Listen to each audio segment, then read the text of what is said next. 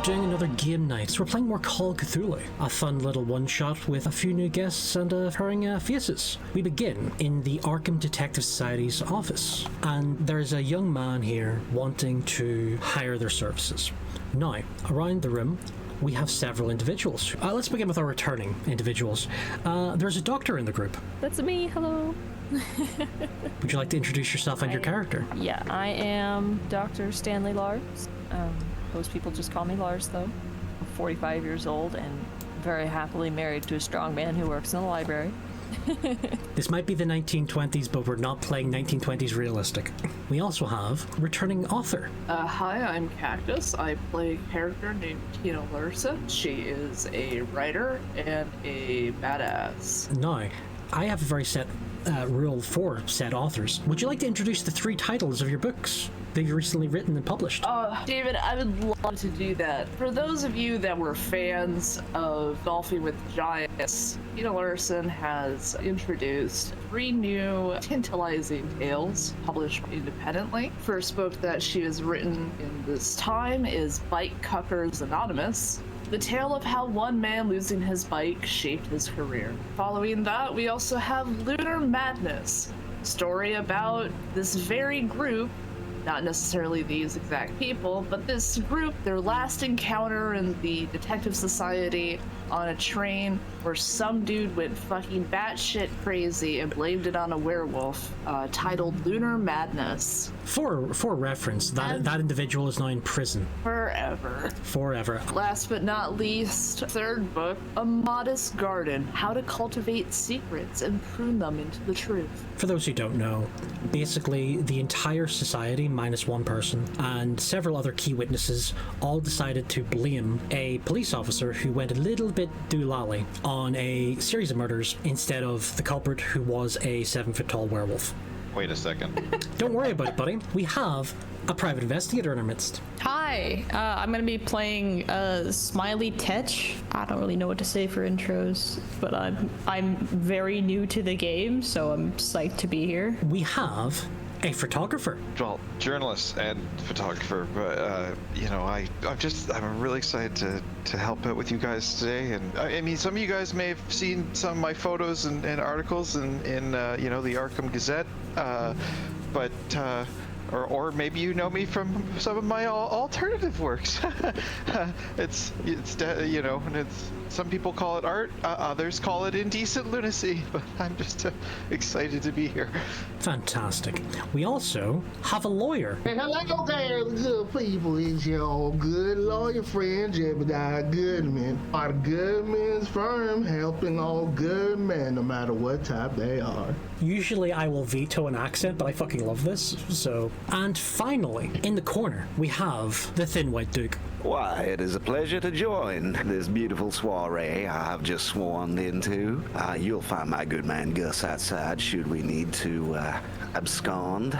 I do like that this character is basically David Bowie, but you're doing David Bowie from Twin Peaks, and I'm here for it. I'm in fact one of the finest members of Arkham's social scene, and you will indeed see me at many a party. He casually offers you some opium. Okay, so before you stands Graham Sullivan. He is generally known as currently the president of the Sullivan Transport Corporation. Tina, being probably the most famous of the detectives, will go forward and offer her hand in greeting, like, "Hi, Mr. Sullivan. I'm Tina. What can we do for you?" Hello. Yes, he takes your hand, shaking it. He's still quite wet. It's gently snowing outside. This is very late November in Arkham, so snow's not unheard of. It's like, hello, yes. I need help with a private matter, if that's okay. He looks around the room, seeing quite a collection of characters. Lars looks immediately interested. I am a professional with private matters, sir. Fantastic, I think. So this, he looks a bit nervous because he takes his hat off and he's very, very well dressed. He's an industrialist. He has money. I am Graham Sullivan. I currently run the Sullivan Transport Company in my father's absence, but with that there has become some issues with my uncle and my cousin on who actually owns the corporation. Okay. Why, I believe I understand discretion rather well. After seeing you at that cotillion last year. That's where I seen you from. What is the issue? He does recognize you. Tina is famous. The Duke is infamous. Well, as you might know, good sir, I was not born from his first wife, but his second. My mother passed when I was quite young, and he never officially adopted me after I was born out of wedlock. So my uncle and my cousin are arguing that I am not in the right place to inherit his holdings and the like. Now, from what I understand, there was a will that was updated so that I was to be his sole inheritor, but it was only ever seen to be signed. But the copy itself is missing, and I need help finding it. Matters of the family do indeed leave me bereft at times. I believe we can help you in this matter. Oh, thank God. My father, as you all may know, was Lucas Sullivan. Just generally, be a name that some of you might be familiar with, as a few years prior, he did just go missing. Kind of an infamous missing persons. Believed to be dead. Body was never found. People don't know if he just left, if it was suicide, or anything else untoward. Feel free to ask Graham any questions to help with the investigation. Ooh, I do remember definitely in fact that was such a sad passing indeed. How are you holding up there, dear old sweet summer child, by the way, with all that going on? I'm doing the best I can. The company's thankfully still running well. The merchant fleet we have is still working its way across Europe and the Africas and South America, but it's mainly my cousin and my uncle's lawyers are starting to cause issues, and there's chatter that they might be trying to cause some industrial action. That does in fact not sound good. If it's a lawyer issue, however, then I go ahead and I, slightly slide my business card. Good sir, I thank you so much. I do currently have a family attorney who, would you be familiar with Oscar Rosie? Oscar Rosie? Name doesn't necessarily ring a bell, but I have seen some court documents where he was quite the lawyer himself. He represents my father, he represents family. He also does represent my uncle, but he's the one who let me know about the will update. Okay. I have known him, in fact, to tidy up certain matters with a keen eye for discretion. Just for pure curiosity's sake, do your cousin and uncle have wives? Yes? Yes, do they? Do they indeed? Perfect. So I can just, in case whatever plan my colleagues come up with fails, I do have a backup plan.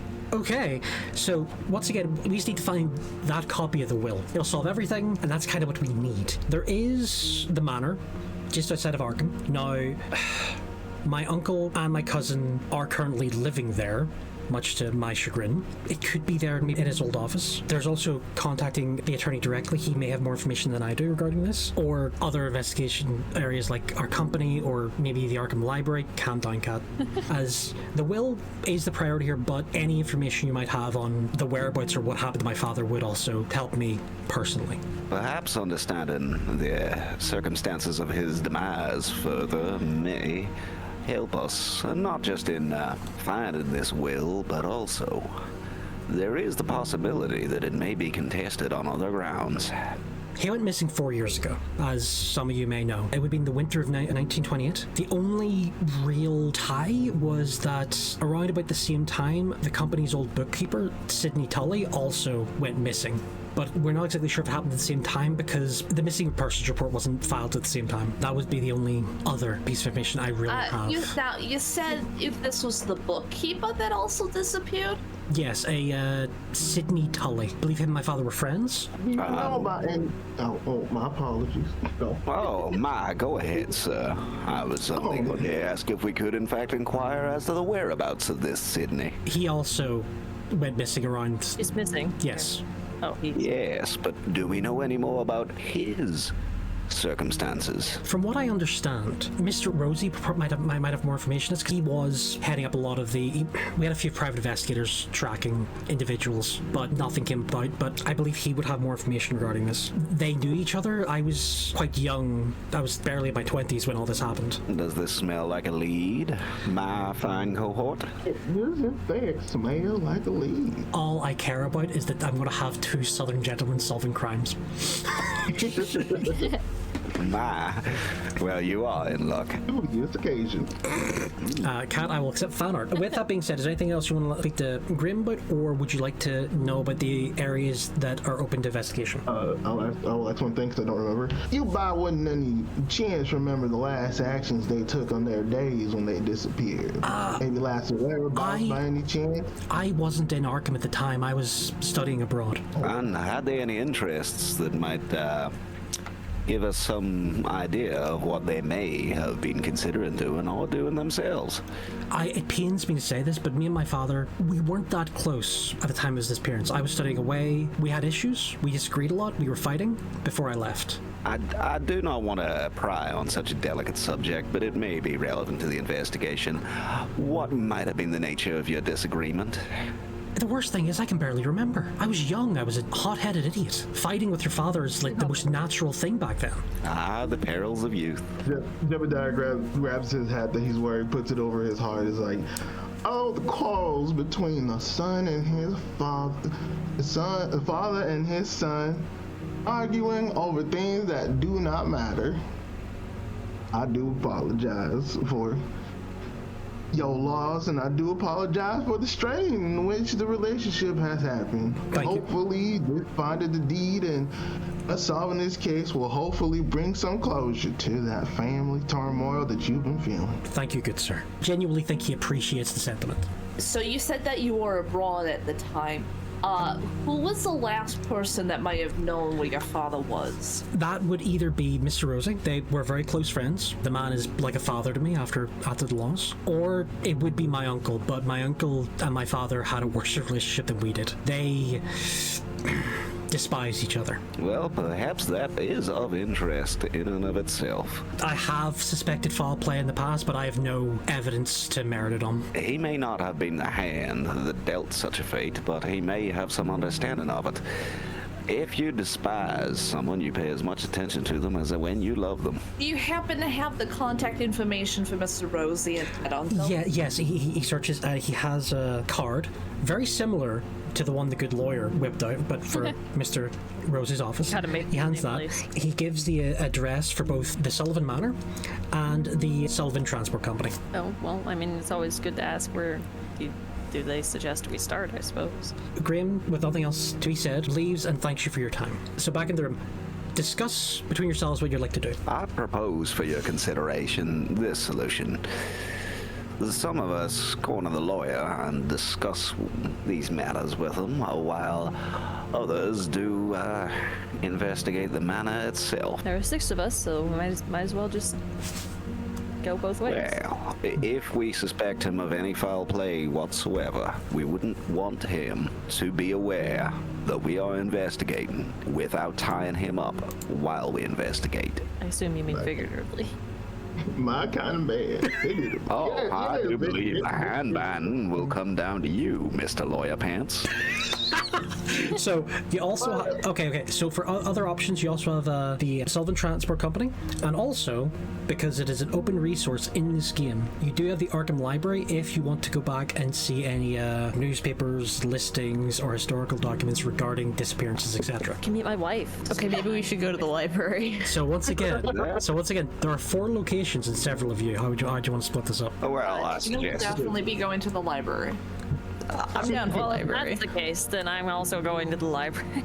So I Cat. guess we'll have a point that's going to the library. I guess. So that's Cat and Cactus going to the library. Where's everyone else Okay, going? I'll probably head to the manor. I feel my skills would also be better put to use at the manor. So Swirl and Zyre going to the manor.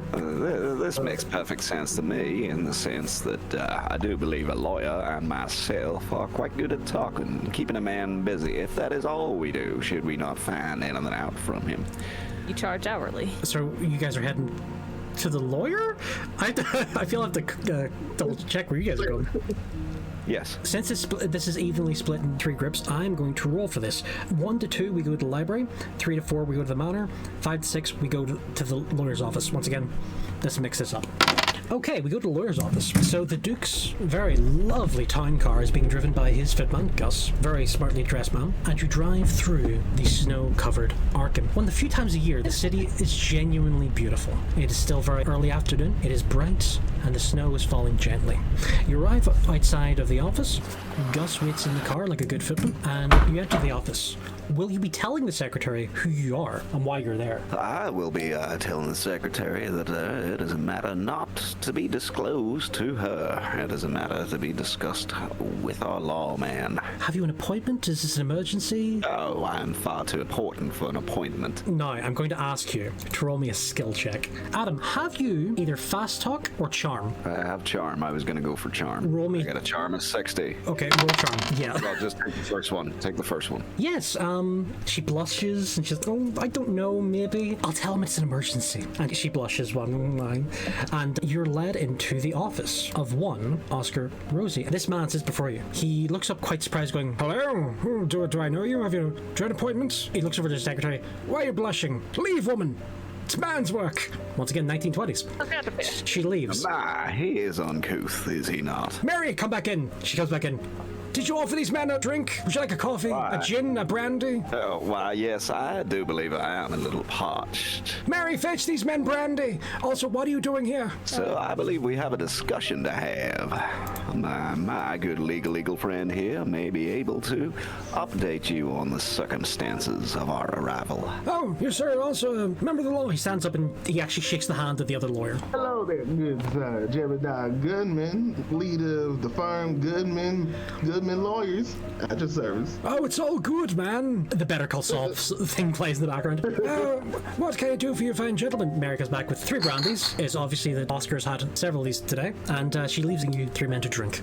So what can I do for you, gentlemen? Oh, it seems like we got a little issue on our hands, revolving having to do with the deed and a certain... Mr. Graham, Oh, you see the revelation. You're here about the will. He said he was hiring some investigators. Yes, you too. Just you two? Now. Yes. I told him to send whoever he's hiring to come to me. He wasn't here at the time, but yes, it was a shit show. Yes, he disappeared, and the entire hubbub. You have to understand, he doesn't just own this company. He owns about 1/9 of the docks in Arkham Harbor. He has a fleet of merchant vessels. He has several homes, ranges across the country, and outside of the United States. 1/9 is a rather specific number, wouldn't you say, Mr. Goodman? It was an estimate. Approximate. It is approximate. You seem like you got all your chickens in a row. Better than an old woman hanging up her clothes on a hot summer spring day. I couldn't have said it better myself. I've had several years to go over this. The will itself, which I believe is the present... Wait, I have to question, is the boy looking for his father, or is he looking for the will, or is he looking for both? Oh, my good sir. Of course he'd be looking for all 3. All 3 are very much important to him. Whether one is coming on the other doesn't seem like as much of importance now, is it? Honestly, fair, with how his uncle and cousin are acting, I don't blame him. The will itself, there is a will in play, which was written when Lucas was very young. I say young, he was in his 30s, for God's sake. But it was written before he had any children, and it was to go to his next of kin. About 2 weeks approximately, I think. It was several years ago. Before he disappeared, he updated his will to reflect his son, which I advised the man he should have adopted the boy years ago, but he always thought he had more time. You know how it is. Oh, I do indeed.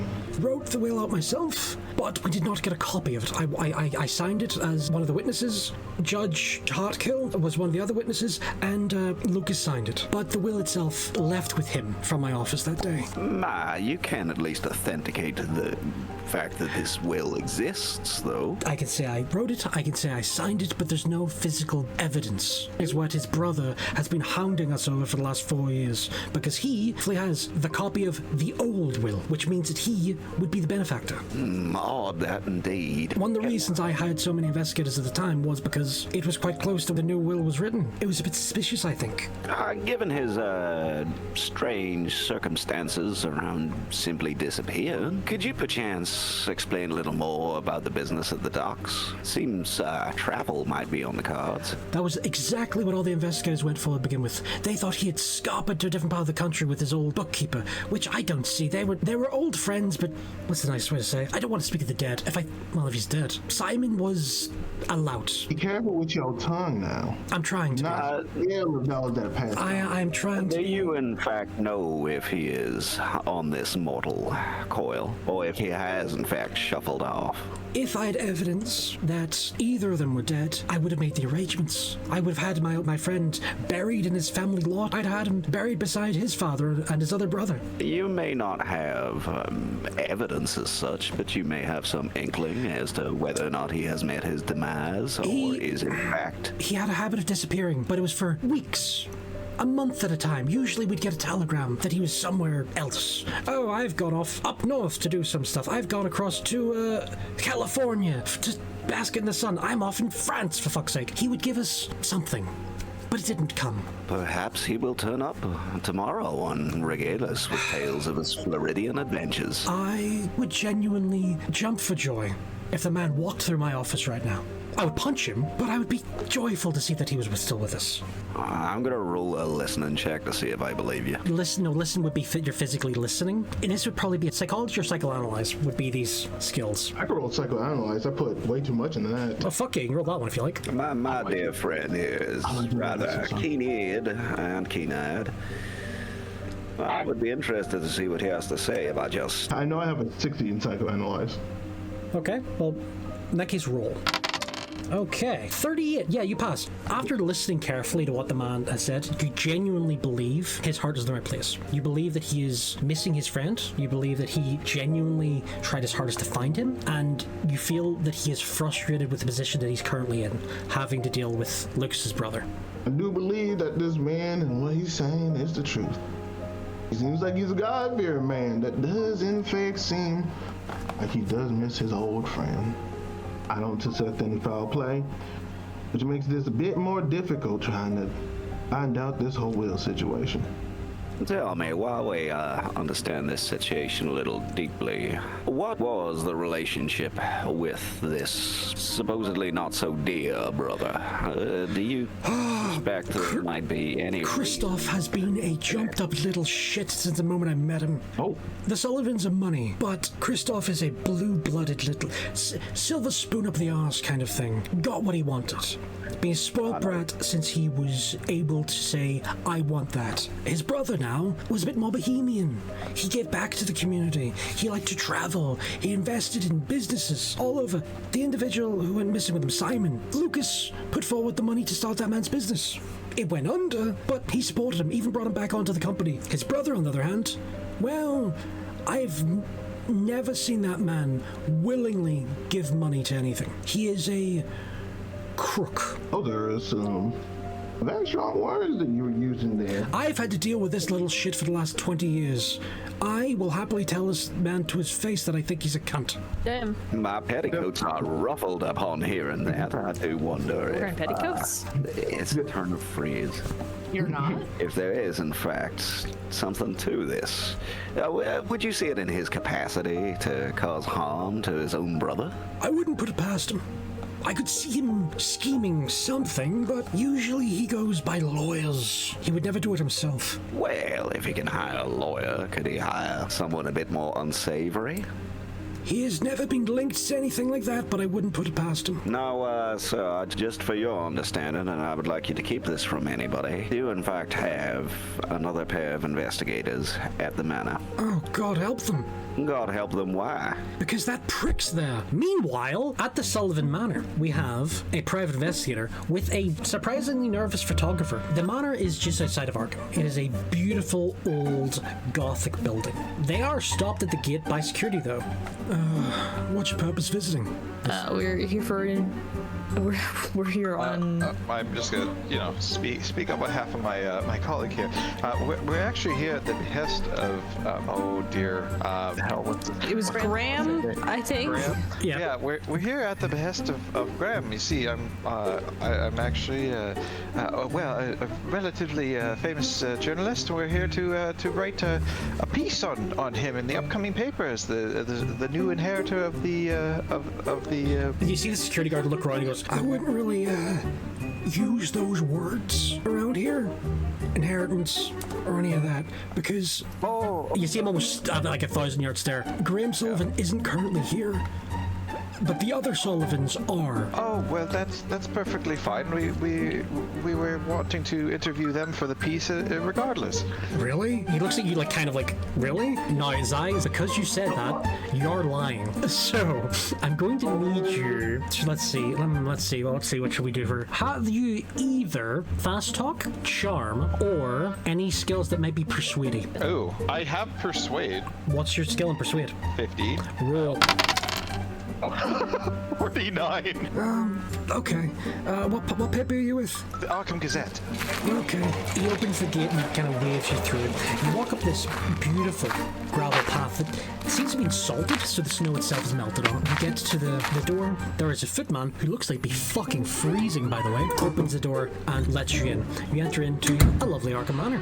You do hear two people discussing things loudly, which you assume might be the other Sullivans. Now, just speaking on behalf of being the keeper or the DM, you might not want to run into them because you'll have to lie again a lot. So on this side of the house, you do see that there are stairs that you could possibly head up. And I just turned to my colleague and I just say, I'm sorry for overstepping there, my friend, but I think if we had told them our true purpose of being here, I don't think they would have let us in the front door. I respect it. I think we should have discussed it beforehand. Heat of the moment, my friend. Heat of the moment. But investigative purposes, that is your expertise, so I'll follow your lead here. Dear God. Okay, we can go up the stairs. Okay. Probably. You quietly go up the stairs, once again hearing the ruckus of these two people. They're kind of just like discussing industry, but loudly. Industry! Basic bullshit billionaire shit. You make your way upstairs, and what you find, a master bedroom, a large study, and what appears to be a further stairs going up to the attic. I think we should check the study. There's a good chance if he's got any documents that are just hidden in the house, they're either in there or his bedroom. They might be in a safe if he's got one. But even in the study, we could find some documents that might tell us if he's gone on some trip somewhere. Swirl is investigating the study. Can I just post up at the door and kind of actively listen to see if anybody kind of comes our way? Yes. I would like to make an argument that as a journalist, I think my listening skill should be higher than 40, but that's okay. Hold up. That's a decent score, you dick. Says David, editing later. Edit the part out by bullying Zai. Editor's note for future David, edit that part back in. Anyway. Louder. So, Marty is at the door, and our PI enters the room. What's the sitch? I'm loving that. You see the study is quite large. In the center of the room, there is a large desk. It seems it is expensive and it seems well worn and well used. This might be not Lucas's desk, it might have been his father's or his father's. It has been there for that long. Along the walls, there are many books and volumes. There are also some files. And on the desk, there seem to be some hold-up documents. I'll take a look at the documents. Okay, the desk, and you unroll the documents, and they seem to be housing plans for a building. Or renovations for a building. Are they dusty or? Well, everything in here's a tiny bit dusty. This room hasn't been opened in about 4 years. You do see an address for it in Derelict County, which is quite far north. Okay, so that's potentially worth checking out. And you do see there's many notes on this. It looks like this was an ongoing project that Lucas may have been working on. Hey, Si, do a listen check, will you? Sure thing, David. What was your listen skill again? 40? What did you roll? Ooh, 35.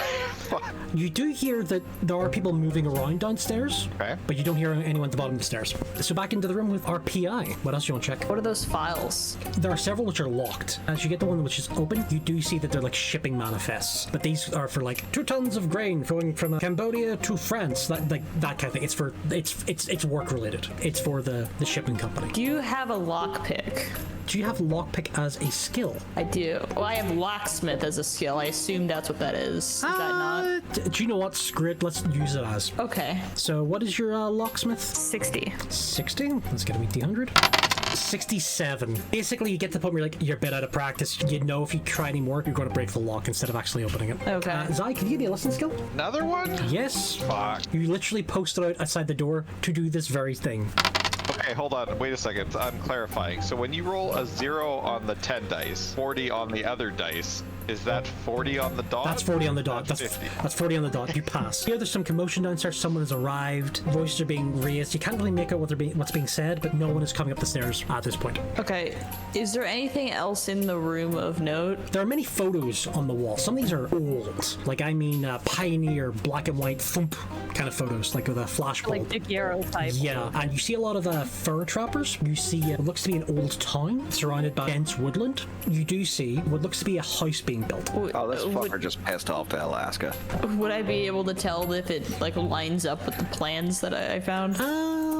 What is your intelligence? INT. That's a great question. 60. 60? Do you know what? Shazai, give me not 1, but 2 listening checks, because this is taking some time. Right, well, it was only a matter of time. That one's an 85. Zai, that was an immediate fail. So Zai goes to listen, goes to poke his head at the door, and there's someone staring at him going, alright mate, what the fuck are you doing in my house? And you come face to face with Christoph Sullivan, the brother of the missing Lucas. Like this. Zai, you're gonna have to roll for this, right? This is either a persuade, a charm, or a fast talk. What is your best? My best one's persuade. Okay, first and foremost, role play it. Tell me, speak to this man, how you persuaded him, then roll. Okay, so I just say, oh, Mr. Sullivan, I explained to your doorman at the front there, and he said to wait for you here in the study, that the paper wanted to write a piece on you in terms of your great plans for the what company does he run? The power of active listening. Sullivan moving The transport. Sullivan Company? Well, yeah, but it does a specific thing. Sullivan Transport Company. Sullivan Transport. Transportation and shit. Wait, yeah. So we wanted to write a piece on you regarding the Sullivan Transportation Company No. and your future plans for it. Now, as Cactus has asked the question, this is Christoph Sullivan, the brother of the missing Lucas, the uncle of the man you just met. Yeah. Well, Anyway, there's so roll your persuade. I got 38. Okay. Now here's the thing. Let's see what he gets. He believes you. He's like, you want to write a story about me and my boy? What do you want to ask? Yes. Oh well, everybody's real interested. You know, the working folks wondering if there's going to be new jobs popping up and future expansion possibilities, and we just really want to, with the Auckland Gazette, we want to get our thumb on the pulse here. Roll persuade again. Okay. 27. He got 86. He 100% believes you. Okay. He slaps you on the shoulder and he takes you downstairs. You are also introduced to Randall Sullivan, his son, the cousin of the man you met earlier, and you are now forced into a 2-hour-long interview with 2 men you didn't know you needed to meet. I am back. Fantastic. You hear Zai being dragged downstairs by this angry Scotsman, and you're not alone. I'm saying this now because it's going to give you enough time. You genuinely think the plans do kind of match the house that's being built in the photo. Okay, probably I assume I'd write down the address, like a place we should check out, potentially. Hey, look, I'm not going to tell you what to do. You can steal it if you like. I don't think we should involve ourselves in crime. The only time I've ever heard anyone, anytime in a Call of Cthulhu game, going saying, I don't think we need crime. Okay, but could we not just take a photo of these things? No, because Zai's downstairs. I have photography skill, but I don't explicitly have a camera. Unfortunately, you wouldn't be able to take a photo of them. Yes, you can't note down of the address of the manor. Zai is asking a question. Zai, ask your question. Could Swirl not kind of translate her skill in photography into maybe transcribing some of the images quickly into a sketch and some notes? Not really, unless it's a specific skill for that. Actually, that's the point. Do you have anything in the arts? Art or craft? That's a great question. No, I don't. Okay, if you don't, there is a 5% skill base. Would you like me to roll for it, just in case? Sure. You draw like a square and then like a triangle on top of the square, and you're like, yep, that's a house. You rolled a listen. You rolled a 68. Oh. Okay. Basically, okay. Wrote down the address. Like, I could draw some of this, and as soon as you put your pen to paper, your pen broke. Amazing. Okay, I'm gonna go like creep over to the master bedroom then. Okay, since people do know there are people in the building now, but they don't know you're there, I am going to need a stealth check. All right, I have a stealth of 40. Okay, I can roll it for you again. Do you want the good news or bad news? What's the bad news? It's 87. Basically, you went to leave and you immediately walked into like a very precarious, like a table with a vase on it, and smashed already every single person in the house that you're there. Zai, mid-interview, you see both Christoph and Randall hear this, and you have like one shot here with a minus 20 to your persuade. If you want to try to lie and try to cover up the sound of a smashing vase. If I want to try and cover it up, that sounds like it's pretty hard to cover up. Yeah. I was I need to give a reason for it. I was gonna do something totally different. What were you going to do? I was just gonna say, Great Scott, what was that? Oh my fuck. Do you want to do that? Jesus. No. Zai, would you like to do that? Yeah. Zai, whose side are you on? Oh my god. So, Zai breaks out with the Great Scott. What was that? Both Christoph, Sullivan, the doorman, and security rush in, and they all enter the lobby, look upstairs to see a shocked private eye standing above a broken vase. Guess what? You're both thrown out of the building. Yeah, that's reasonable. You can like cover for your girl or anything. Usually, this is the kind of thing where someone will go, "Oh, opposite. No, that was just the wind or a bird or some shit." No, you. Great Scott, what is that? Let me draw attention to it. Anyway, since both of you are being escorted from premises by security, we arrive at the Miskatonic University, the beautiful old building that towers on the hill above Arkham. It is currently covered in snow. Many students are going around wrapped up, half caffeinated, half on methamphetamine just to get through the winter break, because my god, they've still got work to do because they're university students. But a very, very thin, twinkish doctor and their asexual companion arrive at the library. What are you doing, step doctor? Adam, you don't know what's about to happen. They arrive in the library, and immediately the librarian recognizes the good doctor as this is Bobby. Some context has to be given to the recording here. There were a few of these games we recorded that unfortunately have been lost to the ether because we lost we lost the recordings. But in one of these adventures, both Tina and the good doctor had to go to a carnival to look for a missing person. While there, the good doctor sparked up a friendship with the carnival strongman that may have led to a bit more of a mischief. After the carnival left town, the strongman took over as a librarian at the Miskatonic University because the old one went insane for reasons that I'm blaming one of you for. I can't remember which one. Neither. He read the Necronomicon and went a little crazy. Yeah, and what are your presents? I blame one of you. So in the library stands a giant of a man, standing at 6'8", basically squeezed into like a turtleneck sweater with a tiny pair of glasses, shaved head, but with a magnificent mustache. The man looks like if he sneezed, his biceps would split every bit of clothing he has. And he sees the doctor going, "Doctor." Is it warm or cold in the room? It's actually quite, well, it's getting hotter now. Okay, I just wanted to check the nipple situation. Quiet, you. So he sees the good doctor. I'm like, darling. My dear. Tina gets a bit awkward as they get a bit to a PDA in the middle of a university library. You get a study room together. It's like, I would, but a lot of students are up there currently. How can I help? Hi, honey. Hello, Bobby, darling. We were looking for some newspaper clippings and such. Okay, do you know from when? Yeah, I tell him the date that the dude went. I tell him the date. It's like I tell him the date that I definitely remember, and the names I definitely remember. Hey, I have the names written down. I don't have dates written down. It's like, not even I have dates written down, my guy. Except for like 1920 when the dude went missing. 1928. Anyway, he's like, yeah. It's like, okay. He leads you through to the old archive where he searches through for, once again, the winter of 1928. Also going to the spring of 1929. I got the year wrong. Okay. I put winter. Okay. He gets basically from winter of 1928 to the spring of 1929, and he gets them out for you. Would either of you like to use the one skill that I swear to God I need? No, the one we actually need to use more in these games, but I don't think it has been used twice, and that is library use. Yeah, hell yeah, dude! I got 60 in that bad boy. The librarian. Would you like to roll for your library use, Tina? I would love to roll for my library use. It's more useful than my French skill. French is a skill. Well, I wanna let you know that I rolled triple zeros. Tina like just stares at the page and then gets the worst migraine of their life and goes blind for the next 5 minutes. Oh no, it's okay. I have fucking Hold on. or whatever. I need to sit down for a minute. I just got the most horrible migraine all of a sudden. Laws, honey, it's gonna have to be you this time. Yeah. So Is there anything in my doctor's bag that could help her? No. This is a crit. This is a crit feel. Not even God can help them. Yeah. So anyway, as you have not rolled yet, would you like to roll your library use? Yes.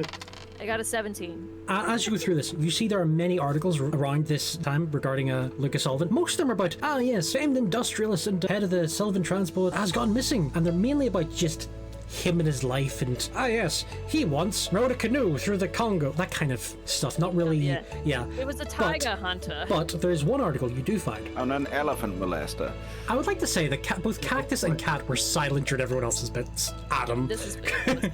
So anyway, but you do find an article that does link the disappearances of Lucas and Sydney, the bookkeeper, as they were declared missing only a few days apart. The article does go into that Sydney was in debt due to a business that he had prior to working for Lucas going bankrupt. Oh, Sydney was their. He was the bookkeeper. No, he was the bookkeeper who went missing at the same time as Lucas. Gotcha. I did write that down. Is there anything else you would like to look up in the library? Can we find anything about like their business or whatever? If there's anything like weird, shady shit? Roll library use. If you're just being broad, library use with a -10, so you get under 30. I rolled a 36. I'll give you a degree of failure. You literally find nothing on the business though, which was the one thing you were looking for. But you do see contracts for the sales of property. There are some for all over the docks within Arkham. There are some over in Europe, London, Paris, Munich. There is a summer home in California, but there's also basically the buying of a town up north in Derleth County. It seems to have originally been a fur trading outpost that was originally owned by the Sullivan Trading Company, but that ownership lapsed. But it seems that Lucas did buy the area again 10 years prior to his disappearance. Well, I will take note of that, I guess. Meanwhile, Tina can I see you again. Laws, honey, I took some Tylenol from your bag. I hope that's alright. I'll pay you later. No, don't One worry about second. David has to roll. No. While blind, Tina did not just ingest opium. We're okay. Oh, awesome. Thank you injected strychnine. He has opium in his bag. It's the 1920s. Yeah.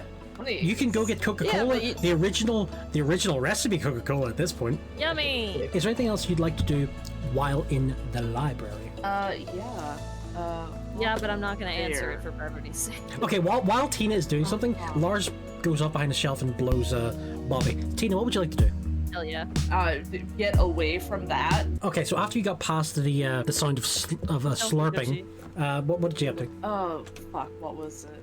Shit, I forgot in real life. That's not helpful. I want to see... I guess I'm gonna be checking marriage records because the one dude was illegitimate and such. And I want So you want to see information on the mother? Yeah. Okay, you can give me some library use for that one. Your library use isn't going to be, you're not going to minus or anything because you are looking for something very specific. Okay, 41 out of 60. Okay, you do find marriage records. It was for a woman named Maria, original name, Maria Johnson, who was married to Lucas. There was a 4-year-old boy who apparently attended the wedding, named Graham. Maria unfortunately died 3 years after the marriage due to an ongoing illness. Oh. There are a few articles around whether or not Graham is a bastard or the son of Maria's first husband. But that's more of a gossipy kind of thing, and you wouldn't really put much merit into it. Okay, so Maria is the mother of Graham? Yes. And Lucas's second wife. Okay, second wife. You did find information. He divorced his first wife about 5 years prior to that. She is living in California. She got a hefty amount of money when they divorced. Other thing I want to check out, because I assume Lars relayed to me his findings. Oh yeah, I would have told you once you were done. He's not gonna tell you now because his mic's full. Oh my god. Awful! I hate you. Anyways. I'll write you a note and like throw it over as like a paper airplane. Thanks. Why is it sticky? Why is it sticky? One fucking brain cell. Don't mind that. Anyways, I was gonna make a really bad reference that I don't think anybody would get. Just sound offensive. Because there was something about buying a town up north. Can I look into, let's say, let's say I'm looking at looking for maps, kind of denoting where the area is and roughly. Okay. Yeah, the information you get is that you get an exact address for this town. It is up north in Durlith County. There is an address attached. So Tina finishes up, Lars finishes up, Bobby. So does Bobby. Bobby finishes up. You hear what sounds to be like a very stifled, hand-covered mouth groan, followed by those two walking around the corner. Bobby looks like he's just happy as hell, and Lars just seems to be their usual deviant self. Once again, referencing to episode 1, in which they had a cocaine-fueled threesome with a director and an actor. Yeah, that did happen. Anyway, it is now evening. You're now back in Society Office. Yay. Would you like to share your findings with everyone? Yay. I'm not gonna. Yeah, no, I'm gonna keep it to myself and prevent the story from progressing. Brag about my husband's 8-inch girthy cock. No. As Laura starts bragging about their husband's 8-inch girthy cock, Graham walks in and just says, "Pardon? Never mind. Have I interrupted something?" Never mind him, honey. For this sake, let's say that our party's already back, and I'm having myself a drink, and I sit there, I just turn, and I'm just, excuse me, what is all this debauchery talk about the bulges and I can't even find the words to describe what y'all are saying. I must Lars say, just waves his hand and he's like, never mind, we have a case. I must say, yeah, the heat in this room will make me wilt like a flower if it keeps on. Both the Duke and the lawyer are currently drinking and smoking cigars, I assume. Tina and Lars have arrived at the same time as Graham, and coming in the rear, looking a bit roughed up, come the private investigator and a photographer. What Are the you hell two look happened to you? terrible? What happened? I want to talk about it. Hey, Swirl, what happened? It was your fault, I understand. No, it was not my fault. I was doing. It was, in fact, fact, Okay, both of you. Okay, both. somewhat his fault. Both of you calm down. Obviously, he should probably find out what y'all been through first, because Yes. how the hell do you look worse than an uncut head chicken running around on Thanksgiving Day? Well, somebody got discovered by the Sullivan family, and they may know that we're looking into some stuff. With this information that you've just given, you see Graham's face go white. It's like, oh no, who knows what? What did you do? What was your uncle and cousin's name again? Oh no! You literally see him kind of like almost crumpling himself. Uncle Christoph and cousin Randall. I think it was like a Ricky and like something like Connor. I'm pretty sure were the two names. Stares at the photographer like he's got two heads, then looks at the private investigator going, what did he do? So, Why do you assume it was me? so full disclosure, I knocked a vase over on accident. Oh no, not the... Was the vase on the landing? It might have been. That was my mother's. I'm sorry. Now, Listen, there's I this do- wonderful thing they do in Japan called kintsugi. You can fix it. Don't worry. Fucking No, weeb. no. Where people like to start sharing the information that they have gathered through their investigations through the day. Yeah. Yeah, of course. I'd bring up the address we found in like the plans. I would like to say, Cactus, it is the exact same address that you found. Yeah, I just thought, like, Oh, hey, how about that? Look, while we were investigating as well, we found that the Sullivan Company had purchased this town somewhere north of here, and hey, look at that, same address. Seems like a good lead. You know, perhaps. Now, apparently the dock company has in fact been investigated quite thoroughly by the authorities. Perhaps, given what we know about the unsavory nature of the brothers' relationship and our understanding we gained from the lawyer, it may be worth looking into this town, but perhaps the shipping company will bear fruit when it comes to looking into this town. Okay. You see him looking at the information. I remember there being a town up there. The much kind of stressed out lawyer finally arrive. He tips his hat to the other lawyer. we're just like, oh, hello, because we haven't met him yet. Hello. He casually goes and pours himself a drink and joins both the two people in the room he knows. Lovely mustache. Well, thank you. What are we talking about? Well, we're just curious, as a group, what's the charge for trespassing in the sentence it usually carries? Well, yeah, you see the lawyer's lecture going, well, depends. Are you breaking into someone's house?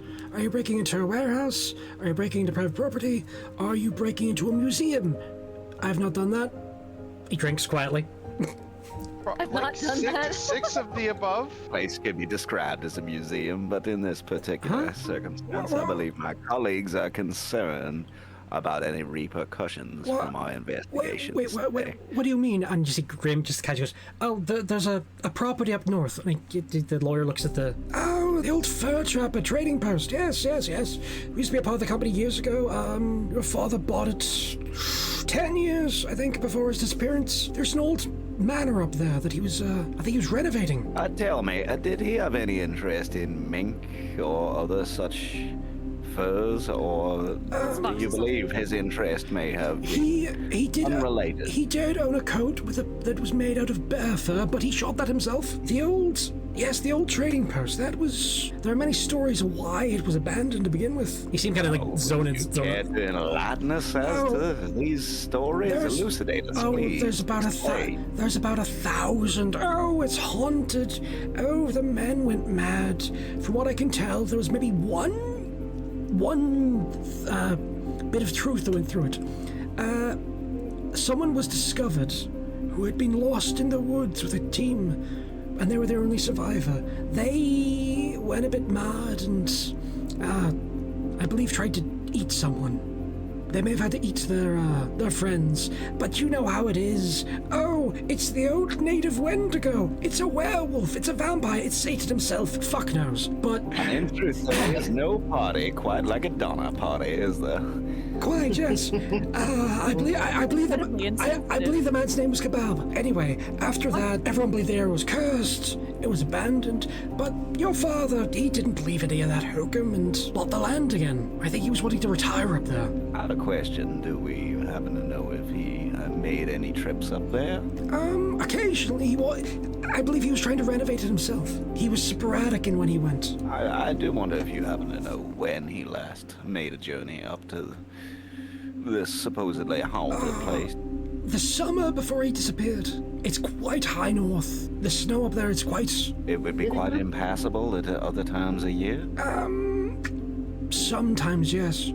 I believe we could possibly venture up there if people are wanting to look at the old manor. Oh, well, folks, what do we say to this question, this lead, this possibility? Well, given the fact that this man was constantly leaving sporadically, and given the fact that he would usually go to the manor, I deduce that going up to the manor might actually give us some leads. Hey, we might even find him himself. Maybe not fresh, but I find some. You see the young Graham go make himself a drink with hands shaking at the idea of finding his father's corpse. Okay, I kind of give him like a reassurant pat on the shoulder, like, I know this is fucking rough for you, buddy. Thank you. This investigation may indeed bear fruit, however rotten it may be. I would also like to point out, as far as finding Sullivans today, we have done a bang-up job. Yeah, You have done a bang-up So we send Zion. I do believe you didn't do the finding in that particular situation, Mize. Oh, he did find the initial finding. What does the group wanting to do next? Go to the cool new place. Yeah, it seems like a logical path is going. You present me with a new mystery locale, and I say yes. However, I do have a question. Only two of our faces are known to our dear friend Christoph at this point. Do we perhaps? Are you the reason they have now quadrupled the security at the old Sullivan house? He looks at the photographer. That was another photographer. Well, I believe that that may limit our options to investigating this town, this manor, these bear trappers, and whatever furs we might find for my next ball. I love the fact that no. I love the fact that Adam's now. Yes, there's a will. Yes, there might be a body, but there also might be furs. You gotta prioritize your fashion. So, as a group, are you going to be venturing up north in an expedition? I believe we're gonna have to make an expedition of exposition to understand the fate of our dear man here. Do you all agree? Yeah. I want to say that was the bar. Okay, so as a group, you've agreed. Both Graham and Oscar will be accompanying you as you go north. Our investigators are driving in Derelith County, which is occasionally you'll spot the odd farmstead or very, very small village or a farm here and there. Most of it is rolling mountains. This is off the beaten track. This civilization is a passing myth here. And as you come up higher and higher up this winding road, you see the manor. It stands alone in a clearing, surrounded by a thick forest. The snow has risen quite high. The cars are having trouble getting through it, but you managed to pull up in front. I'm taking a moment to take a break. Why am I seeing cocktails while I try to read this? Sorry, that was Okay, yes. Canonically, Adam, the lawyer, and a very, very chilly cameraman are having cocktails in the back of the car. As you arrive outside, you all dismount. It is freezing cold. It is mid-afternoon, but it is cold. The snow is falling heavily, and it is almost knee-deep. Lars, as a skinny white boy, is bundled. He's so cold right now. He's like, bleh. You're all dressed appropriately, though I will say that Adam is probably wearing an Oscar Wilde-esque fur coat. Nice. I must say, I had to tighten my mink stole for this particular occasion. I have a scarf that Robert knitted. Only if we wear 5 of them. Though, ironically, because the scarf was originally knitted for Bobby, you kind of wear it like a poncho. Yeah. So it just wraps around you like several times. The house is in front of you. What would you like to do? I'd like to consider the aspect of the building itself. This renovation project does not appear to have been particularly successful in my eye. What you see is a building that has been exposed to the elements for several years without any maintenance. Like fucked up. Yeah, most of the shutters are still closed. One just bangs almost off its hinges. You see past it, maybe a window is broken. The roof, it's covered in snow, so you can't really tell if anything's fallen in there. But yeah, it looks like it has been exposed to the elements without anyone maintaining it. Great. So it's gonna be pretty chilly. Well, for lack of a better term, it does kind of look like shit. It does, doesn't it? I suspect maybe we should consider a fire and seeing how the liquor cabinet fared through this place's neglect. Oh, I would like to just take a picture. For the first time ever, during this game, the photographer remembers he has a camera. Roll photography. I do. Wait.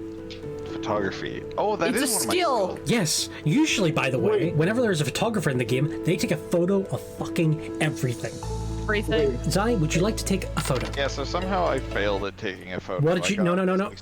63, and I have a 60 in photo skill.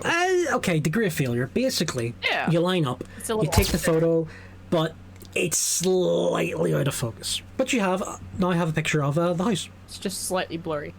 It's okay, actually, that fits with my backstory, because every one of my photos is slightly out of focus. What would you like to do now that you're standing out in the cold? I would like to not be in the cold. That seems particularly hard, given the fact that old everywhere. Oh, for crying out loud. Tina's gonna go up and knock on the door. The smallest person here rocks up and just starts banging on the door.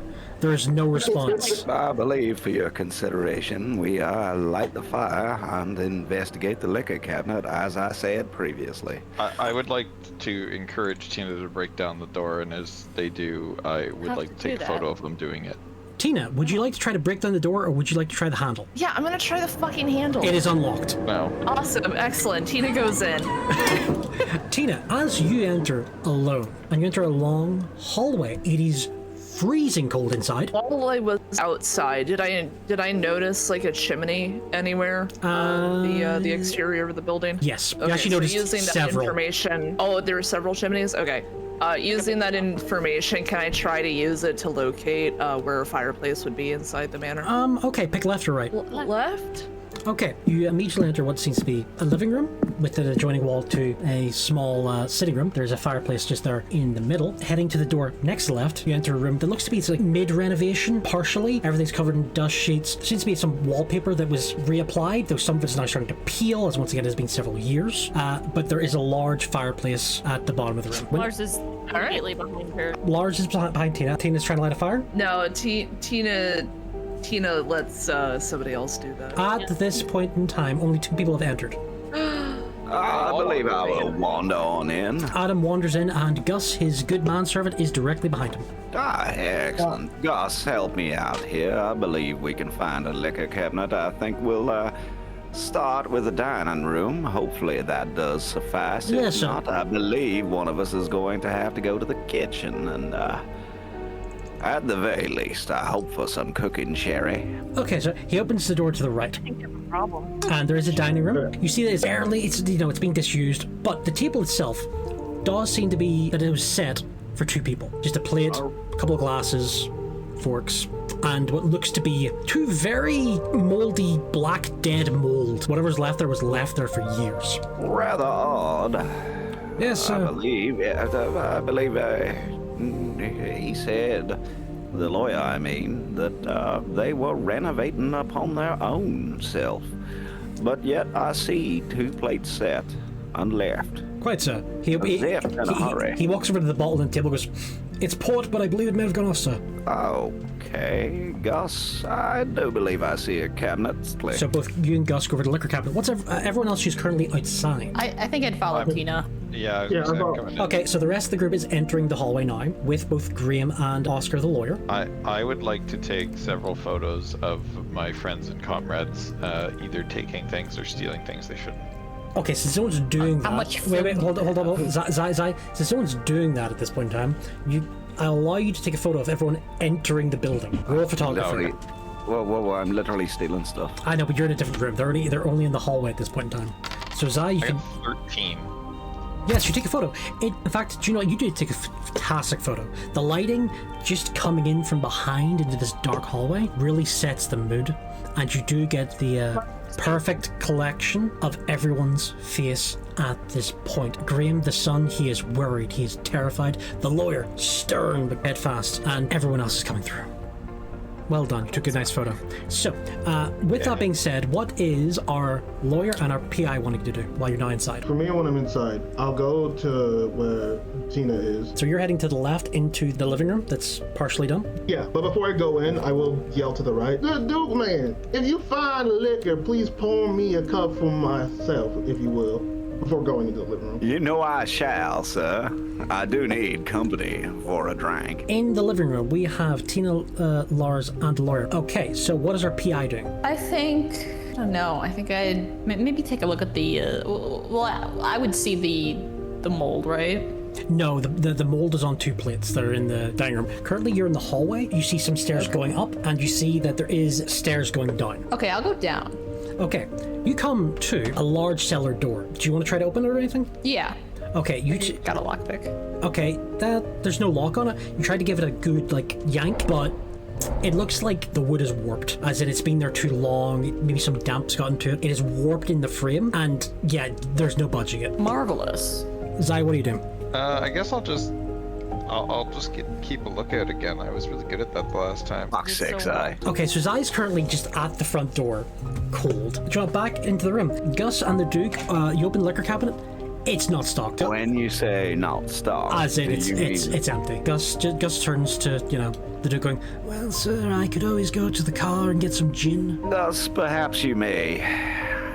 In the meantime, I will investigate the kitchen. Hopefully I find something to keep us wet. Fucking hate that. The Duke is heading off to the kitchen. Gus is out the front to go search through trunks to find where he left the gin. Back to the living room, which has Tina, the doctor, and the lawyer. Is anyone trying to light a fire? I'll attempt to light the fire. Actually, Lars had pyromania previously. oh fuck, I feel like. you were healed. Fire, it's probably going to be under survival for rolling. Okay, so let's see how this goes.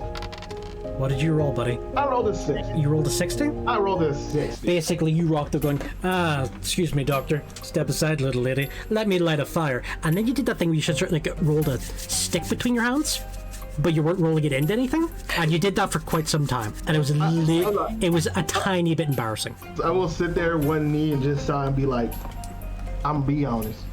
Mom taught me how to chop wood, never taught me how to fire. Never taught how to lit me up. I can't do this. During this, the only thing that has been discovered thus far is that the Duke has seen that there were 2 plates of food served in the dining room. Just kind of left there. If there's any important, any other thing that would be notable in the living room. Do you know what? Screw it. Roll me a spot hidden. Can I also do this? Do you know? Yes, everyone who's currently in the living room, that would be Tina, the doctor, and the lawyer. Spot hidden. Well, I have the base of 25 and I rolled a 75. This is not good. You were like, this fire is really what I need to do. Roll. What did the doctor get? I got a 64. Out of what? Out of 45. Yeah, you're like, yeah, that fire looks great, buddy.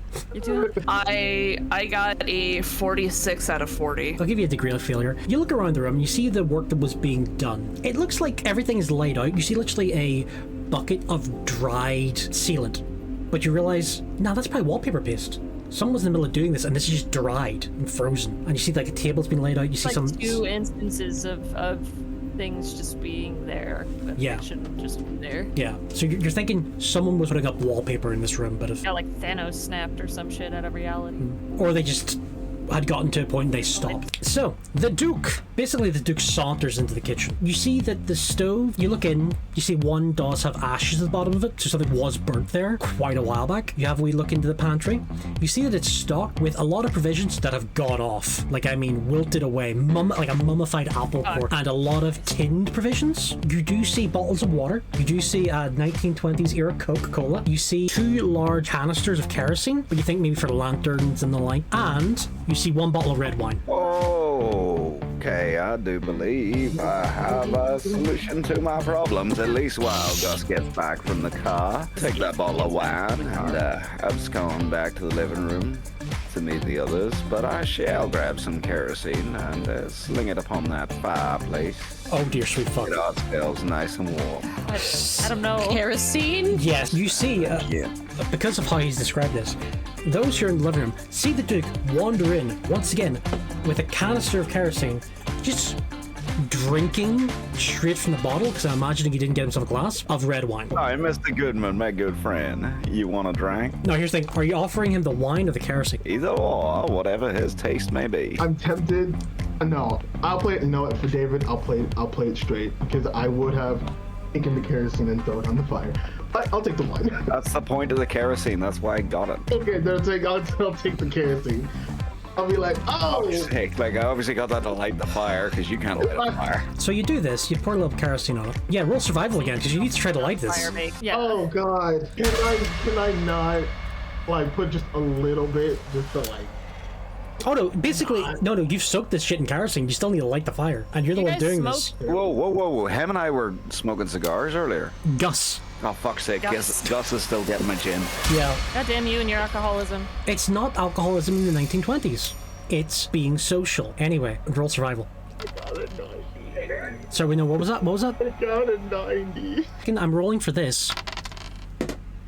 Okay, we're okay. You actually light a fire on your arm. On yourself. Yes, you've set your arm on fire. Yeah. As you panic and put it out, some of the cinders actually get on the fire, and you light a fire. But you do take 1 HP in damage from burning yourself. Can I do something about that? Yes, you can actually. You're a doctor. You can roll first aid. I will say, so this actually plays in well because I built Jem to be somebody who absolutely does not like to fail, and will get very angry if he does.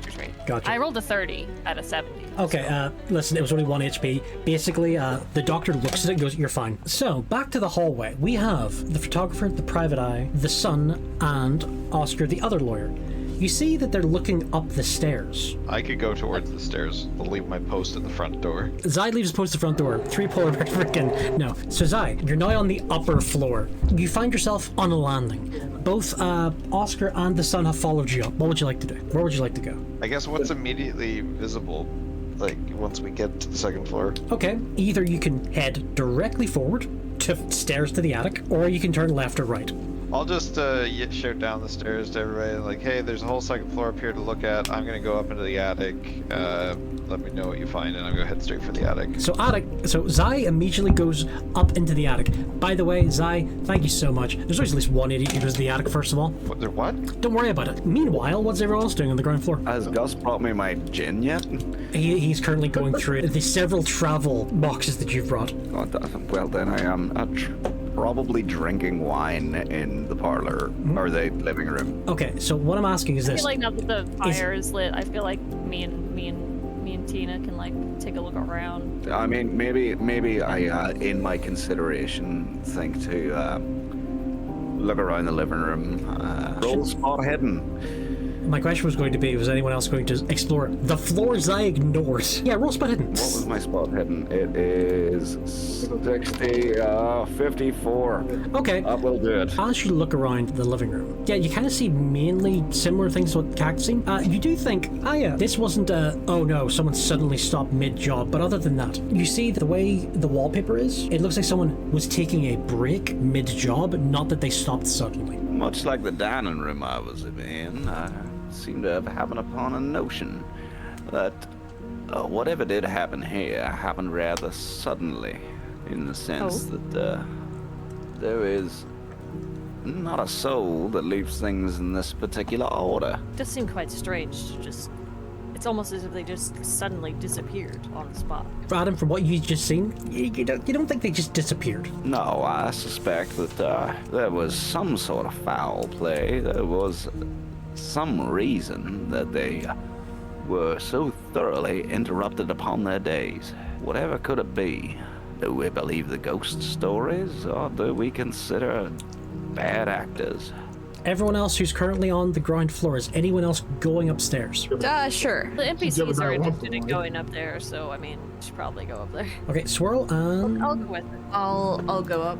Okay, so we have Yeah. the private eye, we have the doctor, we have the writer. Anyone else heading to the next floor? Hell no. Where is my man? Gus. Okay. Gustavo Bling, where are you? His name is now Gustavo Bling. So, I assume the lawyer and the Duke are currently drinking in the living room. I currently want my wine, and that man's got a good tall glass of wine. Fantastic. So we get everyone to the next floor. You're on the landing. Once again, ahead of you, stairs to go straight to the attic. You have the option to either head to the left or to the right, or join in the attic. Well, he's going to the attic, so I'm not going to the attic. Babysit him in the attic. You know what? The PI has followed him up to the attic. I take immediate offense to the fact that the PI thinks that I need a babysitter. We have the doctor and the writer. You have left and right. To the right. So you enter through. Most of the rooms seem to be covered in dust sheets, like they haven't been touched in years. Whoever's doing the renovate hasn't got there yet. You see a bathroom where there is literal just a bathtub. There's no sink, there's no toilet, nothing else to be added to it. Literally a bathroom. But as you continue through, you get to what looks to be the master bedroom, and there has been a commotion. I kind of wave the others over, and I'm like, "There's some scufflage happening over here." The room is a mess. A fight has taken place here. Can I is it like all over the place, or in like a very specific area? It looks like a rumble happened here. Would you like to roll everyone's favorite one? Absolutely. First and foremost, what is your spot hidden? I believe it is 45. Please roll. I got a 12. You take a moment to collect yourself, but then everything is clear to you. Not really a fight took place, but an attack. Someone has been savaged in this room. You see dark spots of black, which you assume were blood. You see a broken mirror. Someone's head has been smashed into that. You see a dresser crushed into a corner. Someone's thrown against that. And then you see what looks to be, underneath all the dust, a trail that leads out of the room, down the hallway, around the corner, and to the attic. Don't like that. I kind of share my findings with my buddies that came with me here. And I'm like, that leading to the attic seems... From what you kind of guessed, just from the stain... Actually, wait, can you roll for me? Medicine. Let's see. My medicine is 60. I got 50. Okay, you don't believe anyone has died. There's a lot of blood, but not enough for someone to bleed to death. But you do think someone was dragged from this room. Well, that's fun for them. Tina! I'll be like, I'll be with you in a moment, honey. I want to finish over here. So Tina's now exploring off. Let's go to the attic. Oh, okay. Woohoo! You arrive in the attic with the PI directly behind you. To your left, you see, looks to be like, you'd imagine would have been servants' quarters, maybe. Very basic, little bit run down. You see a little bit of black mold in one of those corners, which you think, that's going to have an issue. In front of you is a bathroom, and then the door to your right is ajar. Well, we could go through the door that's ajar. Yeah, we'll check the door. Okay, are you both entering? Is one of you entering? How are you doing this? I will enter first because I don't trust the investigator not to fuck this up again. Yeah. Oh my dear sweet Jesus, you actual bastard. Rude as hell. Powered with an ego. Zai. You enter the room. The smell immediately hits you. It smells damp. It smells musky. It smells off. And as you open the door, slowly it reveals a chair on its side. It is broken. Beside it, an open toolbox. And as you open the door further and further, a corpse. Almost mummified as it's been left for so long. The ghastly sight. It has almost been mummified, but you can see the damage. It is missing its face, most of its neck, and chunks of its torso.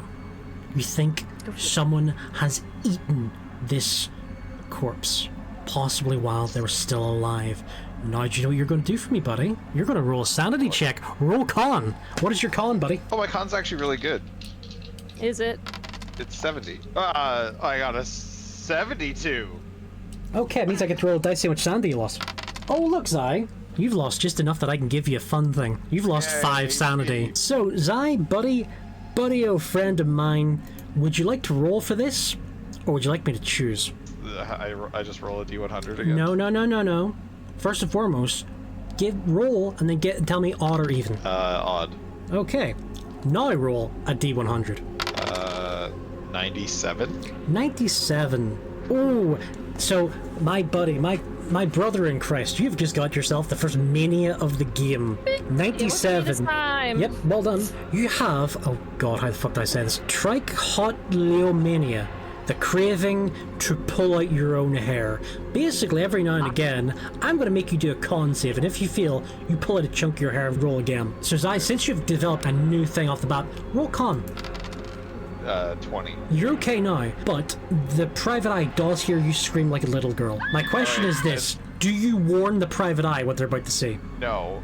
Hey, just saying this right now, Sorrel. You hear him scream. Are you going to react to him screaming? I'll like fucking sigh, you know, make my way over, just like, alright.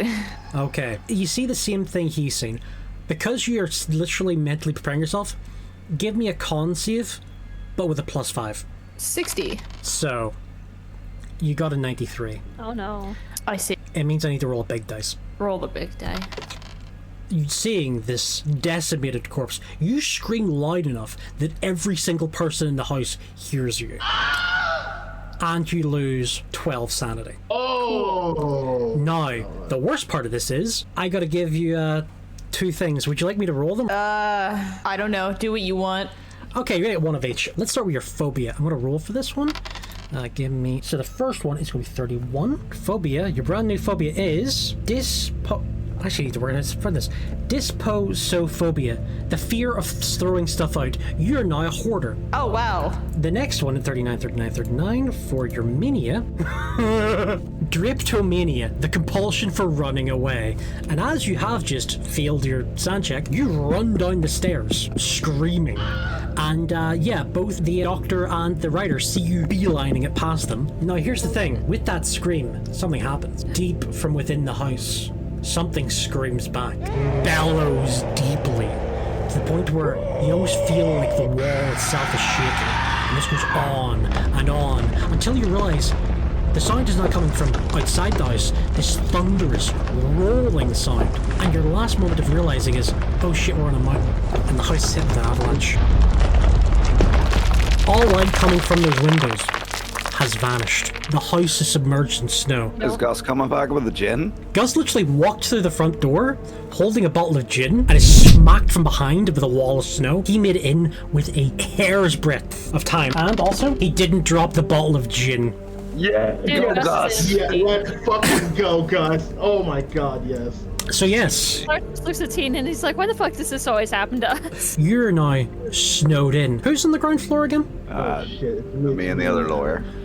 Both you and the lawyer. You had the loudest version of that bellowing scream, and you heard wood smashing. It sounded like oak being torn apart with bare hands. The sound came from the hallway. Are you both going to the hallway? Yes. The Duke saunters into the hallway with our good lawyer following behind him, both a little bit red wine drunk right now, and you turn to see Gus kind of stretching. Literally the door behind him is full to the brim with snow. And you see him look past you, and for the first time in your entire life, you see Gus give a slither of emotion, and you realize the emotion is shock and fear. Oh fuck. Give me a second while I roll something real quick. Gus got a 2. Gus is fine. He's not scared of what the avalanche, he's scared of what he's looking at behind both of you at the other end of the dark hallway. Are you turning around to look at what he's staring at? I believe we are. Are you both? Yeah, okay, if we're not, yes, yeah. But bear in mind, we're both blind drunk at this point. That might actually help in your favor. Before you, standing, towering to the point where it has to crook its head to not touch the ceiling, is a being horrifying in its visage. Stares directly into your soul, and you realize in its hand it is holding a mallet. First and foremost, actually, do you know, you're going to get a +10 to this because, yeah, you're both a bit drunk. Con saves, please. Tell me your cons, and then tell me your rolls. My con is 50. Okay. I got 40. Isaiah, what did you get? I have gotten a 23. You kind of look at it and go, Jesus Christ. Wait a minute. Your first thought is, how long was that wine sitting fermenting? I do take a minute, pause, look at him, and be like, dude, I don't think the wine that you found was particularly kept well. I rolled a 9. So basically, you look at it going, huh.